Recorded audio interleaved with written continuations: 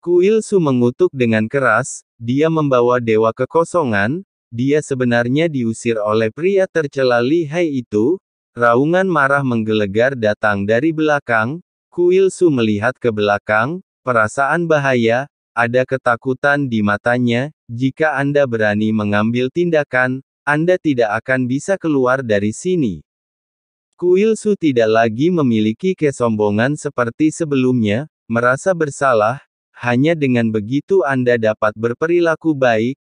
Kuil Su cukup berhati-hati, namun dia tidak pernah membayangkannya di kehampaan Laut Barat. Ada juga kekuatan dahsyat yang tersembunyi di dalamnya jauh melebihi ekspektasinya.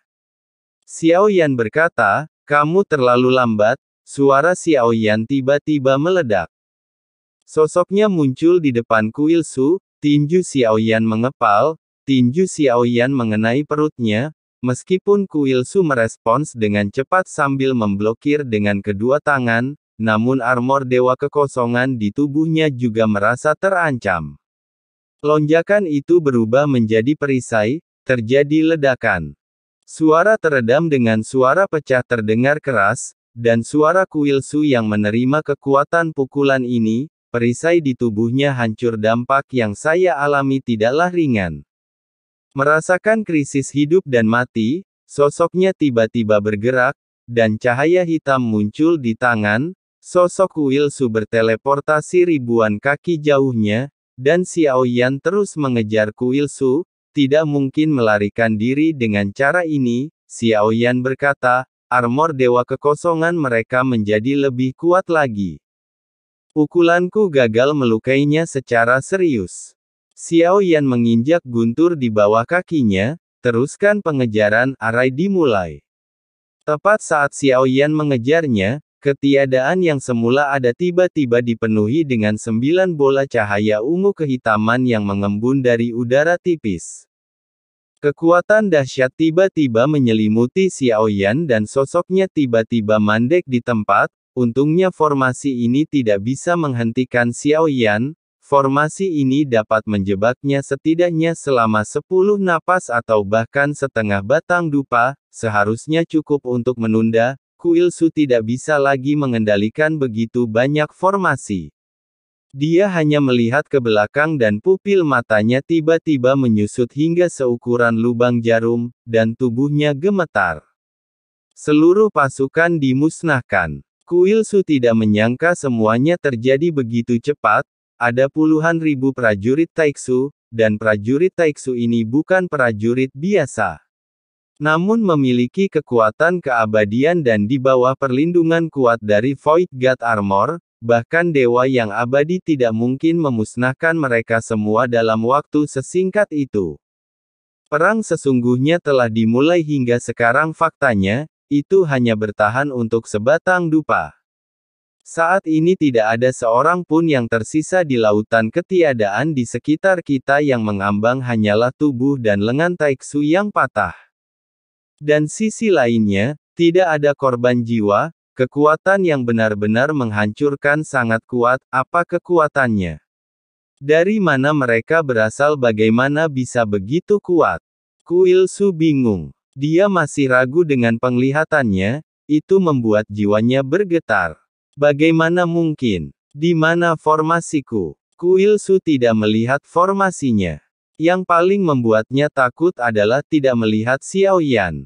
Suara Xiao Yan terdengar di telingaku. Kuil Su. Kuil Su terkejut. Tidak ada cara untuk melarikan diri kali ini, karena sama sekali tidak ada peluang. Siapa kamu? Mata Su singeri. Suara itu jatuh, sebuah telapak tangan menempel di kepala Kuil Su. Sekarang aku memintamu untuk menjawab, berapa banyak bala bantuan yang ada di sekitarmu? Krisis hidup dan mati tiba-tiba menyelimuti Kuil Su. Seluruh tubuhnya gemetar tak terkendali, bahkan makhluk abadi pun tidak bisa menghindari rasa takut akan kematian.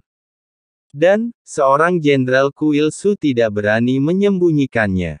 Kata-kata itu jatuh begitu saja, dan kepala Kuil Su langsung meledak. Hanya ada tubuh tanpa kepala yang tersisa. Jiwa Kuil Su tiba-tiba menjerit keinginan untuk keluar dari tubuh dan melarikan diri. tidak banyak Taiksu yang memiliki jiwa. Salah satu dari sedikit orang yang masih hidup dan Xiaoyan acuh tak acuh.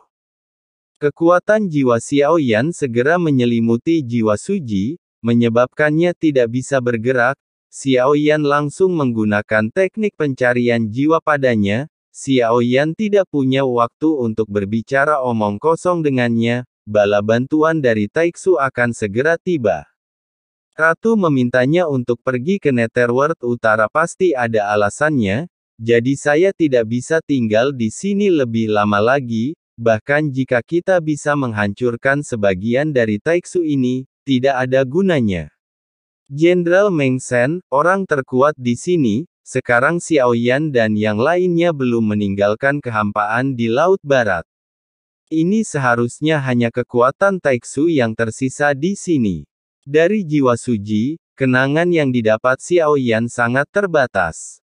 Rupanya Taiksu telah memblokir ingatan mereka, jadi Xiaoyan hanya bisa mendapatkan beberapa pecahan saat mencari jiwa. Kerahasiaan Taiksu dalam hal ini bisa dikatakan kedap air. Meskipun Kuil Su berhati-hati, dia menghubungi dua komandan, Li Hai dan Bai Lin. Hanya Meng Shen yang lebih kuat yang tidak diberitahu. Ketiga komandan itu semuanya punya rencana masing-masing ingin mengambil semua pujian. Aku tidak pernah memikirkannya orang yang datang akan menjadi sangat kuat. Kuil Su berpikir meskipun dia adalah orang yang kuat, tapi mereka seharusnya hanyalah sisa-sisa ketiadaan di Laut Barat. Jelas tidak sekuat itu. Segera, Xiaoyan segera mengeluarkan mata anjing dari jubah lengan bajunya. Kuil Su bahkan tidak memikirkannya sampai dia meninggal. Formasi yang Anda atur sebelumnya secara logika, ini bisa tertunda untuk sementara waktu, hal itu tidak berdampak pada Xiaoyan. Saya tidak tahu formasi yang dia atur sebelumnya, itu baru saja pecah setelah dilihat oleh mata anjing. Hapus semua batasan dari armor dewa virtual ini. Xiaoyan meraih tubuh Sushi dan mulai terbang kembali. Kuil virtual memiliki jiwa makhluk Taiksu yang sebenarnya. Faktanya, kekuatannya tidak lemah, dia juga seorang kaisar abadi dengan bantuan Void God Armor, kekuatan tempurnya bisa menyaingi langkah ketujuh, tapi dengan kekuatan seperti itu di depan Xiaoyan, tampaknya sama sekali tidak memadai.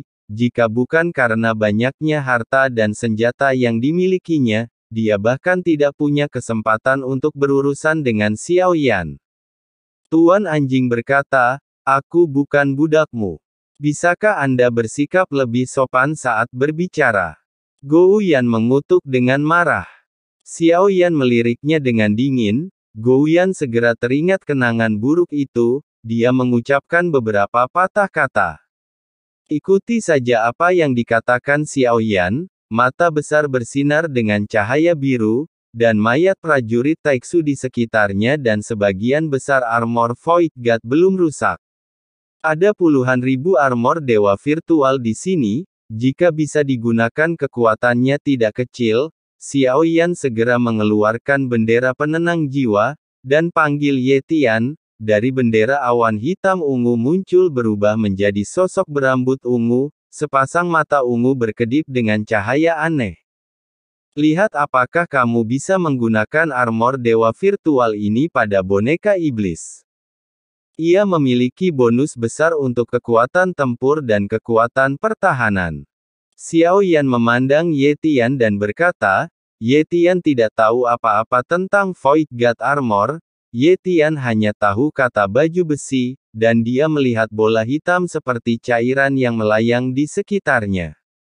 Mereka semua diubah oleh Void God Armor. Kamu bisa mencobanya, dan Ye Tian menyilangkan tangan di depan dada, ekspresi bangga di wajahnya, lalu melambaikan tangannya, dan awan ungu besar muncul di belakang Ye Tian. Awan gelap di antara semuanya adalah figur.